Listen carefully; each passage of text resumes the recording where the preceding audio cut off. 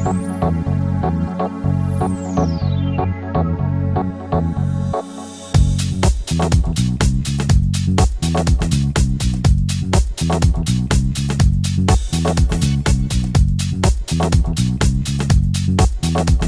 here in Lebanon, Ohio tonight, and a great show is being prepared for the Warren County Tea Party, and I want to thank them very much. And it's called The Invasion of America, and I have a special guest speaker for tonight, and James Simpson.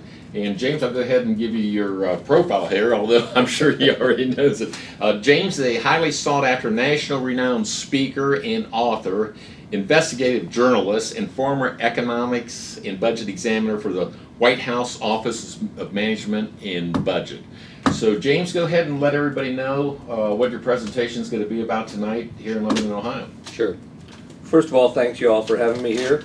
I'm going to be talking about the Red-Green Axis. This is a book I wrote recently, The Red-Green Axis, Refugees, Immigration, and the Agenda to Erase America. We've all become very aware of the masses of refugees flooding into Europe. And we have also become aware of the masses of refugees and immigrants flooding into this country. And we have just as much concern about this country as they have over in Europe. We have not seen widespread terrorist acts here yet, but we have seen them already. And we are finally waking up. But this agenda is not new. It's been around since the 1980 Refugee Act was passed. And unbeknownst to us, large numbers of refugees from all over the world have been placed in small communities all over our country and are overwhelming these communities with innumerable problems. Many of them do not assimilate. They use welfare resources at rates that are multiples of U.S. citizens, even after years, even after they've been given English lessons, even after they've been given job training, and in many cases, even after they've been given jobs. They overwhelm our local communities with heavy-duty needs. And the trouble is that those communities do not have a voice. The refugee contractors, private contractors that resettle the refugees, make a lot of money as federal contractors resettling them. And they do not have to answer to anyone. At least they do not believe they have to answer to anyone. Okay. Okay, there's a question, I think, Jim, that has to be posed, and it's concerning an article I have right here in the paper, a national story on the refugee crisis, resettlement plan. Syrians fleeing civil war leaves for the U.S. So maybe you can talk a little bit more about who exactly are these refugees and why are they having to leave in the first place? Why don't we just set up a protection zone for them right in their own country? Right. That's exactly the point. This is a perfect example of the kind of massive wall of misinformation we are being fed about this entire issue. When you read this, you think Syrians fleeing civil war leave for U.S. What pops up in your mind?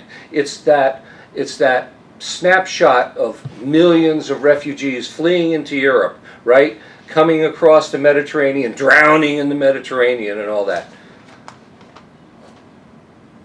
None of those people are coming to the United States. Not one of them. No. Not one of them. First of all, the people flooding into Europe are not Syrians for the most part. 20% are Syrians. 80% are from Africa and all throughout the Middle East and Asia as far as Afghanistan. They're taking advantage of the situation to move into Europe, and as is the case too many times here, they're going to take advantage of the even more generous welfare benefits the Europeans have and the basically open door policy Europe has, which is going to kill Europe if it hasn't already. But the point is, we think of those people and we think of all the sad stories about those people going to Europe. Not one of them is coming to the United States. The people coming to the United States, the Syrians coming to the United States, left Syria in 2012. They have been in refugee camps in Turkey, Jordan, and Lebanon since the war started. There's 4 million of them in those camps. They have food, they have water, they have housing. Many of them have moved on to take up permanent residence in places like Turkey. Mm-hmm. The man whose child drowned in the Mediterranean, remember there was that Right. picture that went all across the world of that poor Right. child. His father was living comfortably in Turkey. Both of his parents were working, and they just decided to take advantage of this refugee flow and seek greener pastures in Greece. And the unfortunate result was that they lost that boy. It was a terrible story, but they're not refugees. Well, let me go ahead and interject something, Jim, because I feel strongly that there's one particular political party that is taking advantage of this whole situation. And I've heard a lot of people, talk radio show hosts especially, say that this is nothing more than a new voter registration drive for the one party. Maybe you can expand on that, because there is an agenda on why all these people are being brought into the country, in my humble opinion. Well, Teddy Kennedy was the person who wrote the 1980 Refugee Act. He also wrote the 1965 Immigration and Naturalization Act, which changed the entire character of our immigration program and opened it up. It formerly had looked to bring in people from countries with which we shared a common history, countries where we shared a common language, or people were willing to learn the language, and people who shared our values. After the 1965 Immigration and Naturalization Act, he opened the floodgates to immigrants from all over the world, and they went from people who were going to contribute to this country to a large population of people who are needy. And the Democratic Party has fed off the needy since the 1960s as a purchased voting bloc. And that's exactly what they want with the refugees. Teddy Kennedy expanded and changed the refugee program in 1980 for precisely the same reason. And that is the long-term result.